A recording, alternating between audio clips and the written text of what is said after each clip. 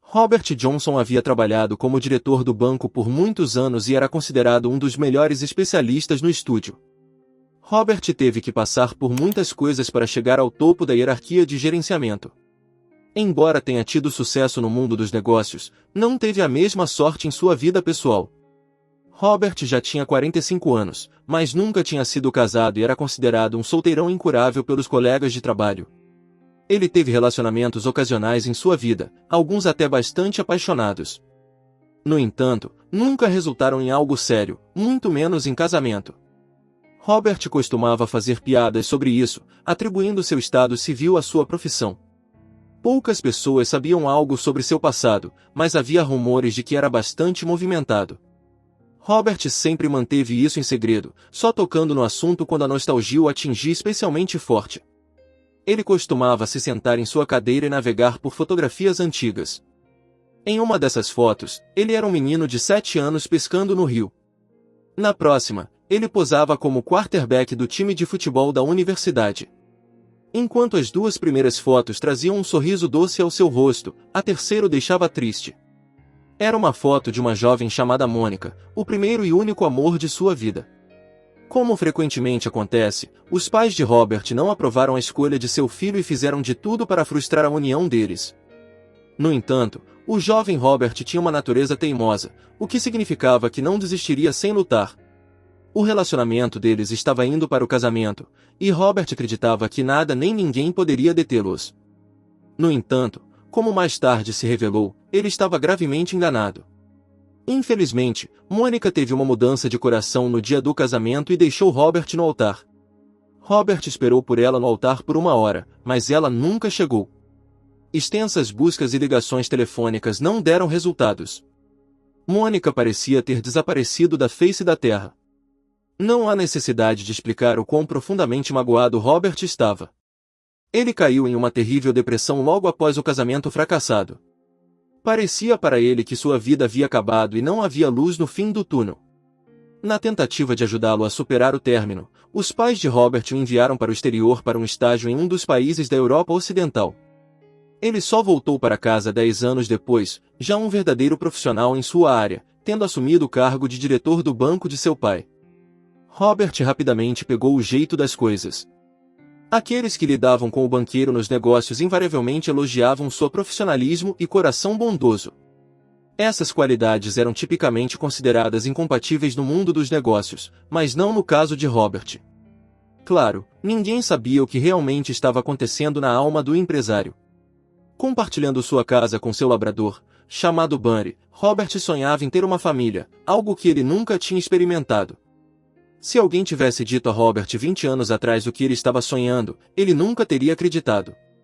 Ele poderia até ter rido da sugestão, mas agora, quando a dura realidade falava de forma diferente, ele a aceitava como era. Robert há muito tempo aceitara seu papel de solteiro e não dava atenção às piadas de seus colegas sobre isso. Ele sabia que cada um tinha sua cruz para carregar e ele carregaria a sua com dignidade, fazendo o que fazia de melhor. Naquele dia, Robert alimentou o Bunny pela manhã, tomou uma xícara de café e foi para o trabalho. Com sua idade, ele tinha tudo que alguém poderia sonhar, uma casa grande, um carro caro e um emprego bem remunerado que ele realmente amava. Ele sorriu para a assistente sentada na entrada de seu escritório. Robert abriu a porta e se acomodou em sua confortável cadeira de couro. Normalmente, ele lia o jornal fresco e revisava os relatórios do departamento. Todos sabiam que era melhor não perturbar Robert nesse momento, permitindo que ele ficasse sozinho consigo mesmo. Mas, nesta manhã em particular, as coisas não saíram como planejado. Tudo começou com uma batida na porta. "Entre, está aberto", murmurou Robert, irritado, levantando uma sobrancelha. O chefe do departamento de empréstimos, Phil Brown, apareceu à porta. "Senhor Johnson, senhor, há uma mulher aqui para vê-lo", gaguejou Phil. Robert franziu a testa. Encontros com clientes do banco raramente lhe traziam algo além de uma dor de cabeça. Bem, ela provavelmente vai reclamar de problemas familiares e da incapacidade de fazer pagamentos pontuais em seu empréstimo, pensou Robert. No entanto, as coisas tomaram um rumo diferente. "Senhor, essa mulher está aqui sobre sua hipoteca, mas ela quer uma reunião pessoal com você, explicou Phil Brown, hesitante. Robert ficou mais irritado a cada minuto. Tudo bem, traga-me os documentos dela e uma cópia do contrato de empréstimo. Vou ver o que posso fazer, mas não estou pronto para conhecê-la pessoalmente ainda. O departamento soltou um suspiro de alívio e rapidamente entregou a pasta da mulher. Enquanto isso, a cliente permanecia esperando no corredor. Robert balançou a cabeça e abriu a pasta relutantemente. A verdade era que ele não precisava realmente olhar dentro, pois estava bastante certo do que encontraria lá. A mulher de 45 anos pretendia fazer um empréstimo para comprar uma casa para sua filha. A história era tão antiga quanto o tempo. O que era supostamente tão especial nisso?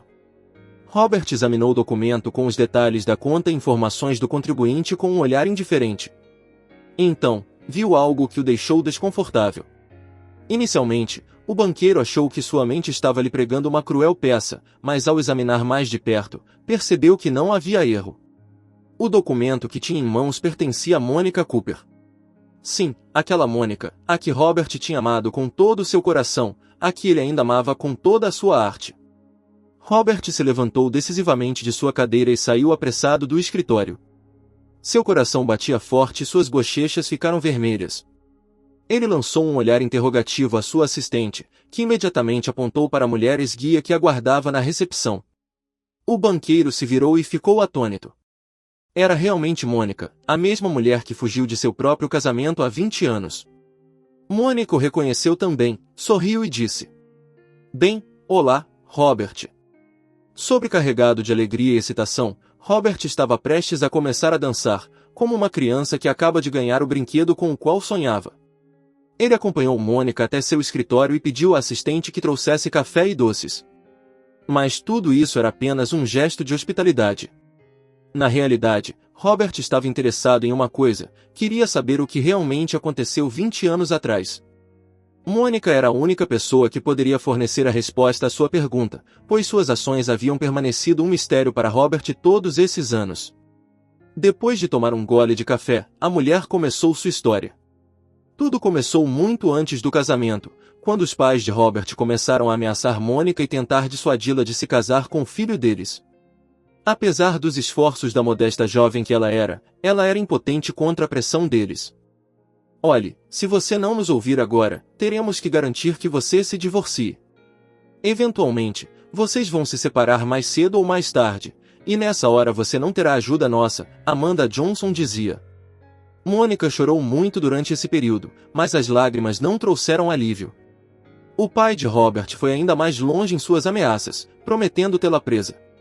Encontrando-se em uma situação tão difícil, Mônica caiu em depressão. Mas Robert nem sequer estava ciente de suas lutas. Foi quando a infeliz jovem decidiu fugir de seu próprio casamento. Na realidade, ela simplesmente sentiu que não tinha escolha, e foram os pais de Robert que a colocaram nessa posição. Infelizmente, cortando laços com a pessoa que mais amava, Mônica ainda não sabia de um fato crucial: ela já estava grávida na época. Essa notícia teve o efeito de um banho frio em Robert. Grávida? Isso significa, eu tenho uma filha? Por que você não me contou? Exclamou Robert. Mônica sorriu tristemente e balançou a cabeça. Como eu poderia te contar quando seu pai ameaçou me colocar na prisão? Desculpe, mas eu não tinha outra escolha. Sua família tinha conexões suficientes para transformar minha vida em um inferno, então não me culpe por nada disso. Robert estremeceu. Então, quantos anos tem minha filha agora? Estou certo? Eu tenho uma filha? Mônica baixou os olhos envergonhada e respondeu. Lois tem 20 anos, Robert, e está grávida. O noivo dela é um bom rapaz, infelizmente ele tem sérios problemas de saúde, mas os médicos dizem que é tratável. A cabeça de Robert girava com todas as informações.